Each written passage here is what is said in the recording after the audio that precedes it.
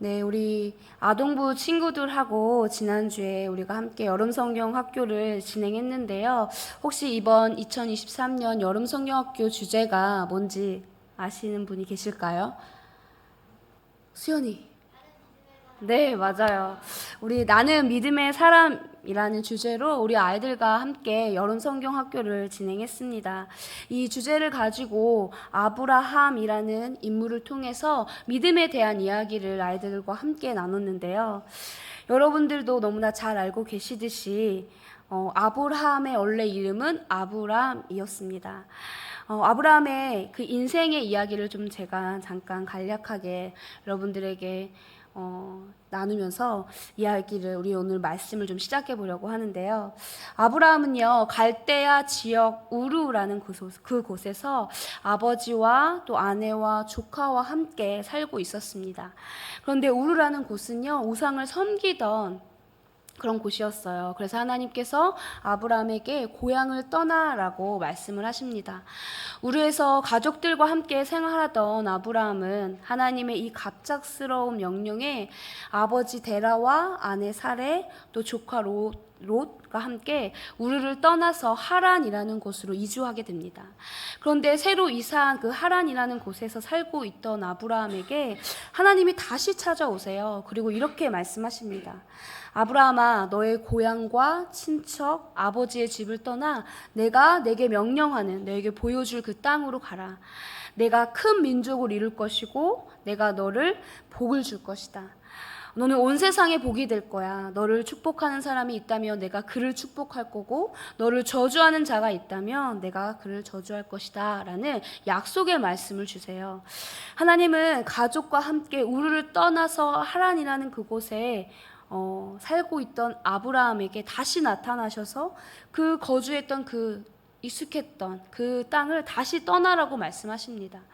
아브라함은 모든 것을 다 버리고 다시 떠나는 일이 쉽지 않았을 거예요. 하지만 하나님의 말씀에 순종해서 그곳을 떠나죠. 어디로 가야 할지 또 어떻게 어디로 가야 되는지 아무것도 확실하지 않은 상황에서도 하나님을 의지해서 순종하기로 작정을 합니다. 아브라함이 하란을 떠날 때의 나이가 75세였습니다. 75세의 나이에 다시 새로운 출발을 하기 위해서 익숙한 곳을 떠난다라는 것은 결코 쉬운 일이 아니었을 거예요. 어려운 일이었을 겁니다. 하지만 아브라함은 하나님의 명령에 순종해서 아내 사레와 조카 롯과 함께 하란을 떠나서 하나님이 말씀하신 어딘지 모를 그 땅으로 향해 갑니다.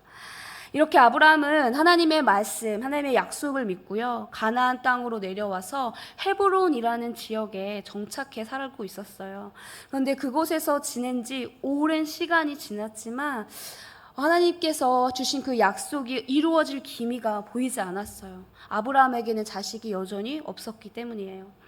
자신의 뒤를 이을 후계자가 없다라는 사실에 아브라함은 두렵고 불안하고 초조한 마음이 들었겠죠.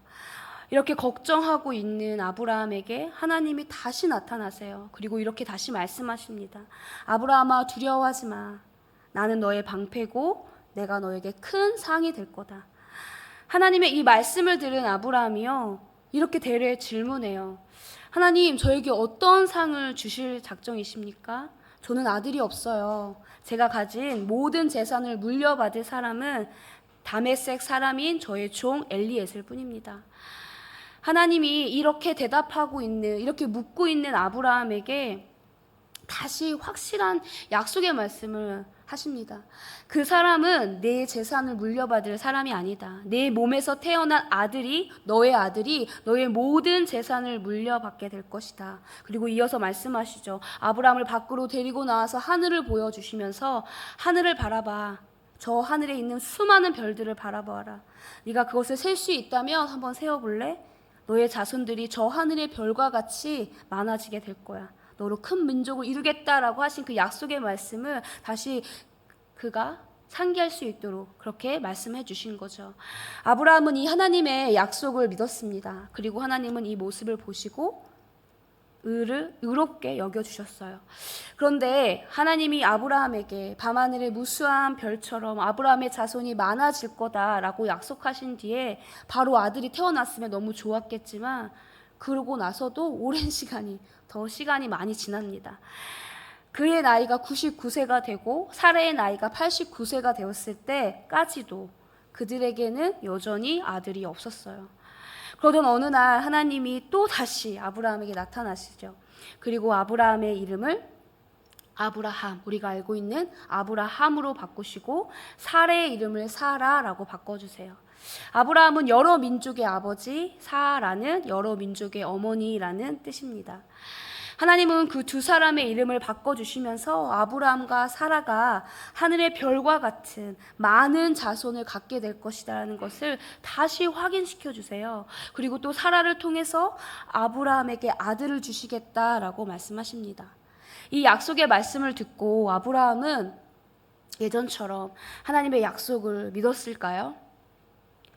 아브라함도 우리와 같은 성정을 가진 사람이었어요. 하나님께서 사라를 통해 아들을 주겠다라고 하신 그 말씀을 듣고 웃었어요. 너무 기뻐서 진짜 하나님 아들을 진짜 주시나 보다라고 해서 기뻐서 웃는 웃음이 아니라 믿지 못해서 비웃는 웃음이었습니다. 하나님의 약속의 말씀을 듣고 오랜 시간이 지났지만 그 오랜 시간을 지나면서 그의 마음은 점점 기대와 신뢰를 잃어가고 지쳐갔을 거예요. 그리고 체념했겠죠. 점점 시간이 지나면서 자신의 육체가 나이가 들어가는 것을 그가 보고 있었거든요. 점점 노쇠해가는 자신의 육체를 보면서 그것을 느끼면서 자신의 여력도 상황도 더 이상 아들을 기대할 수 없겠구나. 아들을 낳을 수 없을 것 같은데? 아니야, 낳을 수 없어. 라는 그런 불가능해 보이는 그런 자신의 상황을 보면서 그 말씀이, 하나님의 약속의 말씀이 와닿지 않았을 겁니다. 지금 나에게, 그것도 89세 안에 사라에게서 아들을 얻는다라는 말이 믿어지지 않았죠. 그래서 아브라함은 하나님께 이렇게 대답합니다. 하나님, 제가 믿겠습니다 라고 대답한 것이 아니라 이스마엘이나 하나님께 복을 받아 잘 살기를 바랍니다. 이스마엘이 누군지 아시죠? 아브라함이 하나님의 약속의 말씀을 기다리지 못하고 중간에 자신의 종인 하갈을 통해서 얻은, 자신의 방법으로 얻은 아들입니다. 그래서 이렇게 대답하는 거예요. 그냥 이스마엘이나 하나님 복을 받아 잘 살기를 바랍니다 라고 이야기하죠.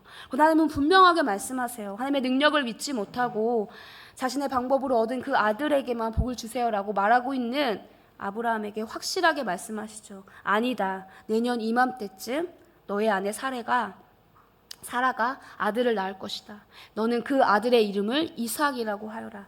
내가 그와도 약속을 맺을 것이다 라고 말씀하십니다.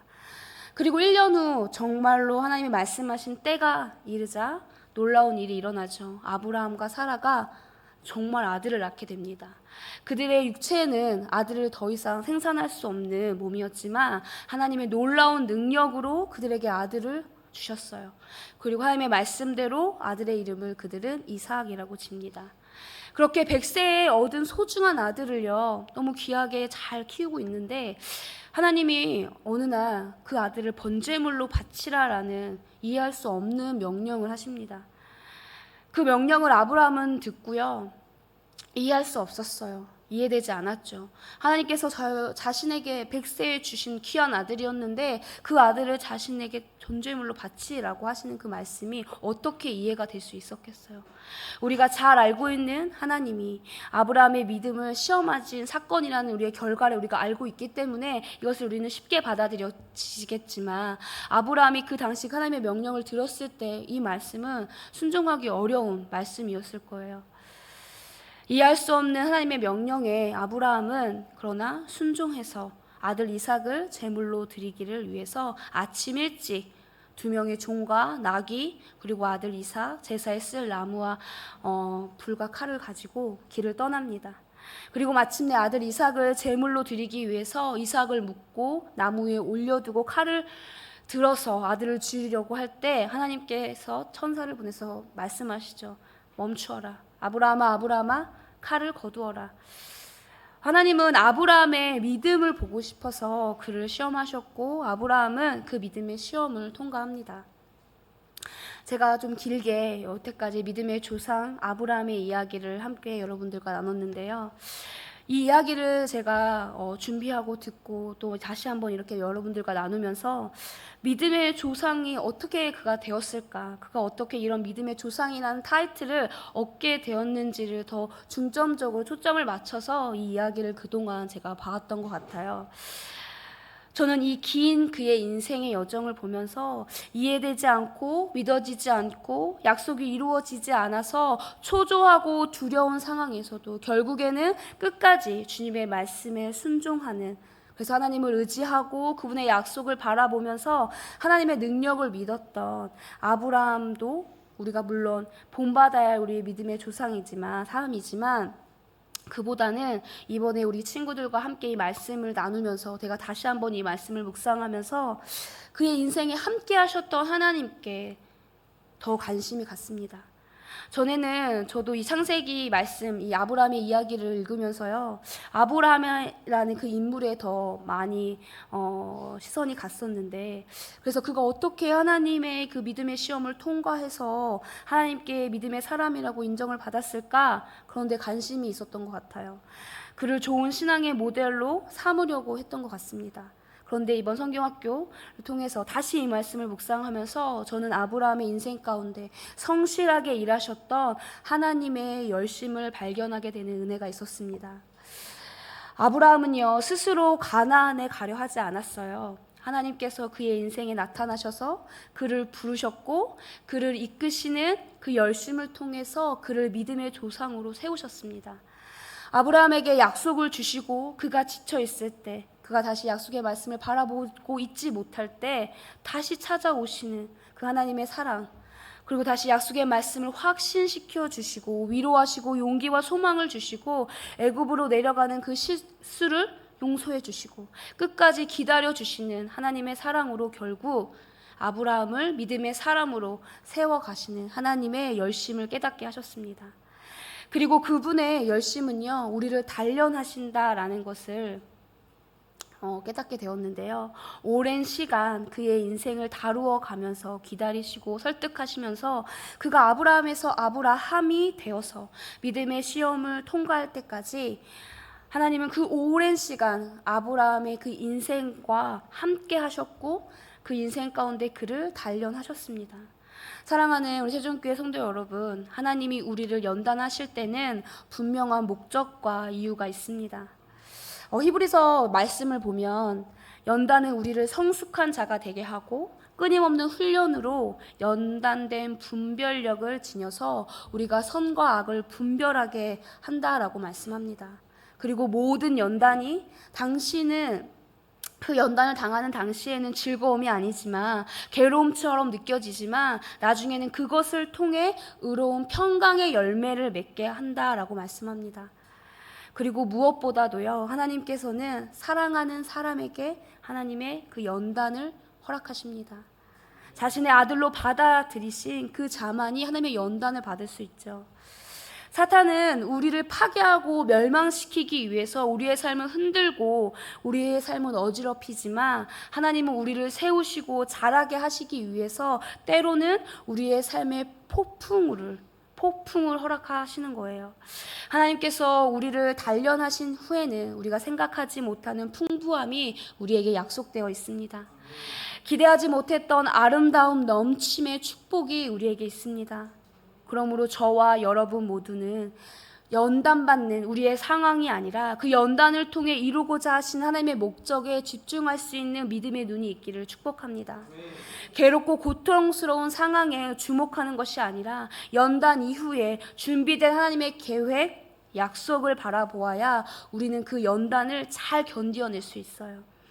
하나님의 열심히 우리들의 인생을 구원으로, 생명으로 인도하실 때 우리는 하나님의 약속의 말씀을 바라보면서 기도를 통해서 주님께 더 가까이 나아가야 될 줄 믿습니다. 우리 모두는 이러한 놀라운 하나님의 연단하심 가운데 그냥 주저앉아 있는 것이 아니라 하나님께 더 가까이 나아갈 수 있는 믿음이 되시기를 축복합니다. 저의 인생에서도 또 여러분들의 인생에도 아브라함이 겪고 지나왔던 그러한 순간들이 있습니다. 하나님의 약속의 말씀, 확신한 부르심을 듣고 소망을 가졌고 또 그 소망으로 순종하며 하나님을 의지했지만 오랜 시간이 지나도 아무런 결과도 보이지 않고 어떠한 열매도 보이지 않고 이루어지지 않아서 초조하고 불안하고 두려웠던 때, 그 시간들은 우리들의 삶의 여러 영역에서 아직도 지금도 여전히 진행 중입니다. 그리고 가장 그 가운데 우리들을 괴롭히는 생각은요, 부르심을 받은 믿음의 사람으로서 우리들을 가장 괴롭히는 부담감과 같은 생각인 것 같은데요. 그것은 바로 계속되는 기다림의 시간 속에서 처음 가졌던 우리의 열정, 열심이 점점 식어가고 체념을 넘어서 단념으로 냉소와 회의가 가득해지는 우리들의 마음에서부터 시작되는, 오늘 하루도 제대로 살지 못했구나. 오늘도 내가 해낸 것이 없구나. 한 걸음도 이룬 것이 없네. 라는 생각이 우리를 괴롭게 합니다.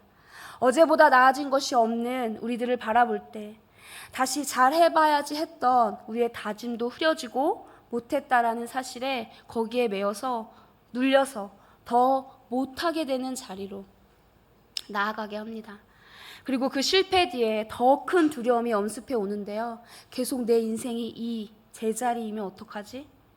하나님께서 예비하신 곳까지, 말씀하신 그곳까지 내가 가지 못하면 어쩌지? 라는 그 불안이 우리 안에 있습니다.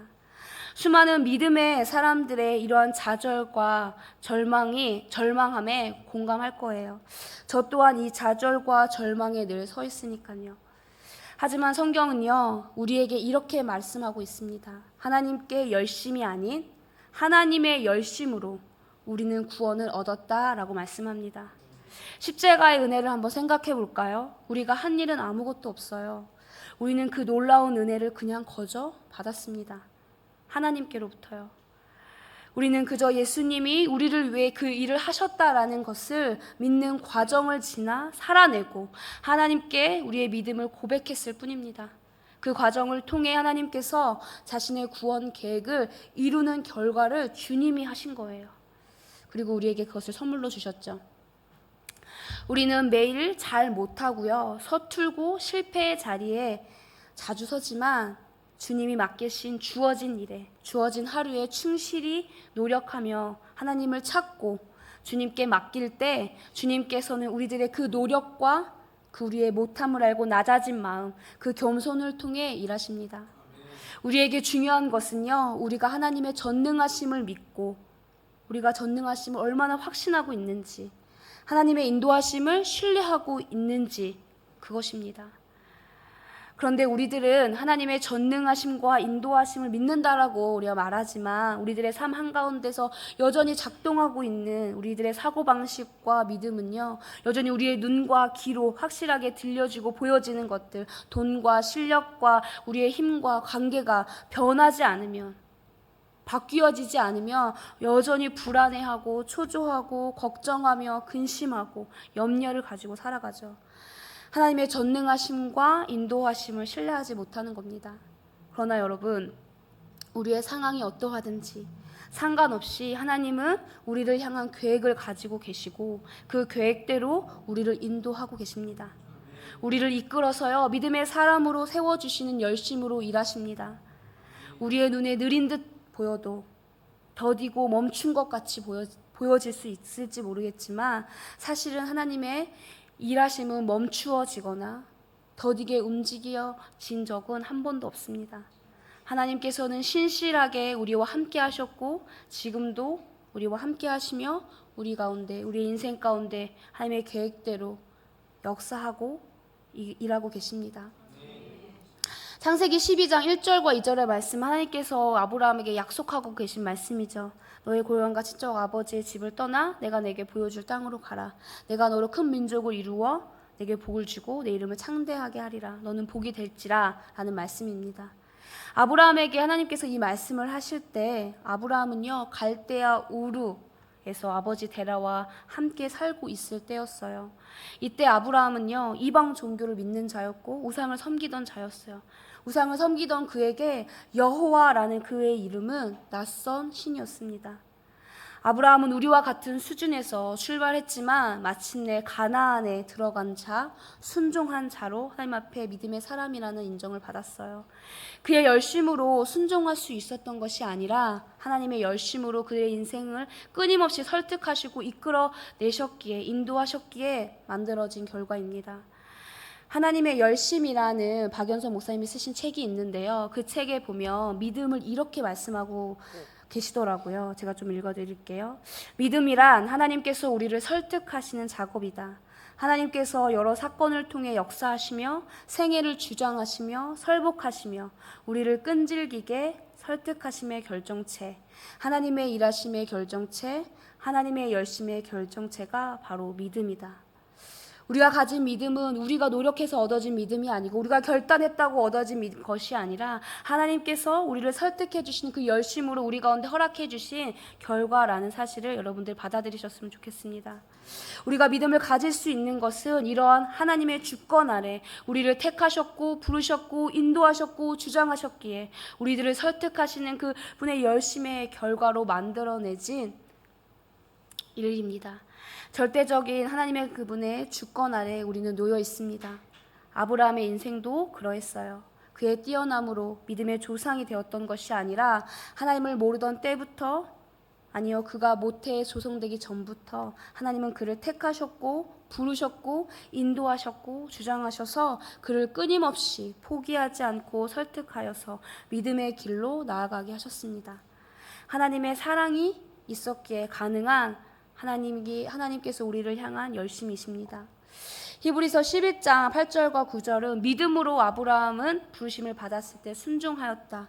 나아갈새 알지 못했고 그러나 나아갔으며 믿음으로 약속의 땅에 거류하며 더불어 장막에 거였다라고 히브리서에서는 아브라함을 이야기하고 있습니다. 아브라함이 인생을 보며 아브라함이 매번 순종하고 하나님을 의지하고 약속의 말씀을 바라보지 못하고 순간순간 실수했던 적도 많았고요. 하나님의 그 기대엔 상관없이 믿음의 모습으로 살아가지 못했던 때도 많았습니다. 하지만 그런 모든 사건들을 지나면서 멋모르던 상태에서 성장한 아브라함에 대해서 창세기 15장 6절에 처음으로 아브라함이 여호와를 믿었다라는 표현이 나오는데요. 아브라함의 믿음에 대한 말이 언급되고 있습니다.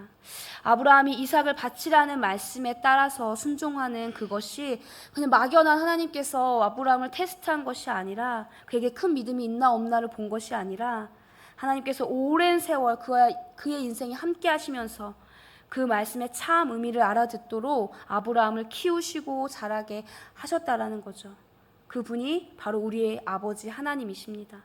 아브라함의 인생에만 관여하시고 그를 자라게 하시는 것이 아니라 지금 이 시간 여러분들의 인생 가운데도 하나님께서 관여하시고 여러분들을 택하여 부르시고 여러분들을 자라게 하시는 분이 우리의 주님이십니다. 우리가 여기서 간과하지 않고 유심히 바라봐야 하는 것은 바로 이 하나님 아버지의 열심입니다. 우리는 그분에게 매일 설득당하고 그분 앞으로 나아가야 합니다. 하나님의 열심으로 우리의 인생을 이끄신다라는 것이 우리가요 게을러서 아무것도 하지 않아도 된다라는 것이 아니에요.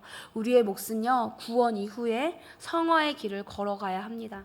그분의 간섭하심과 가르침 가운데 우리들을 주님과 온전하게 소통하고 교제할 수 있는 수준으로 우리를 자라게 하실 때 우리는 주님 앞에 온전히 우리의 인생을 맡겨드리고 우리는 자라나야 합니다.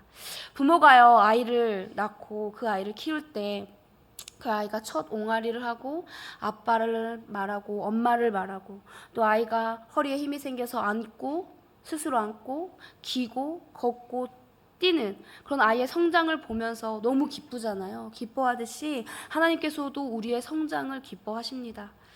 우리는 성장해 가야 합니다. 우리가 구원받은 사실로 만족하는 인생, 난 다 됐다 라고 생각하는 것이 아니라 우리의 구원받은 하나님의 자녀로서 반드시 우리가 하나님께서 원하시는 그 수준에 이르기까지 우리는 날마다 주님께 더 가까이 나아가는 자라가는 사람들이 되어야 합니다. 그런데 우리는요 끊임없이 매일매일 실수하죠. 또 우리의 부족함으로 인해서 우리의 인생은 늘 우리의 연약함이 가득합니다. 그러나 우리는 늘 실수해도 언제든 돌아갈 수 있습니다. 실수를 안 하면 너무 좋겠지만 우리는 실수 없이 완벽하게 인생을 살아낼 수 있는 존재가 아니에요. 실수한 횟수보다 우리는 돌이킨 횟수가 더 많으면 됩니다. 성경이 말하는 사랑은요, 우리가 생각하는 정열이나 뜨거운 감정이 아니라 그보다 훨씬 수준이 높아요. 사랑이란 능력이고 우리의 수준입니다. 하나님은 당신을 사랑하는 자들을 당신과 서로 사랑을 주고받는 수준에 이르게 하고야 말겠다라는 그분의 의지와 그 의지대로 일을 이루어 가시는 열심으로 우리와 함께 하십니다. 우리는 이러한 하나님의 목적과 계획 가운데 그저 묵묵히 인도받아야 합니다. 우리에게 하나님께서 어떤 일을 준비하고 계신지 우리는 알지 못하지만 우리가 아는 것은 단 하나, 그는 선하시고 의로우시며 나를 사랑하신다라는 사실입니다. 이 사실이 우리로 하여금 답 없는 현실을 견디게 합니다. 무슨 일이 벌어져도 결국 나에게 복이며 모든 것이 합력하여 선을 이룰 것이라는 말씀을 우리 모두가 잊지 않았으면 좋겠습니다. 믿음의 사람의 인생은 이를 얼만큼 아느냐의 싸움입니다. 사랑하는 우리 세종교회 모든 성도님들이 이 말씀 앞에 우리가 우리의 믿음을 지킬 수 있고 하나님의 그 열심, 하나님의 그 주권을 인정하고 우리가 날마다 묵묵히 하나님의 인도하심을 받아 성장해 나아가는 귀한 믿음의 공동체, 우리 교회가 되어지기를 간절히 기도합니다.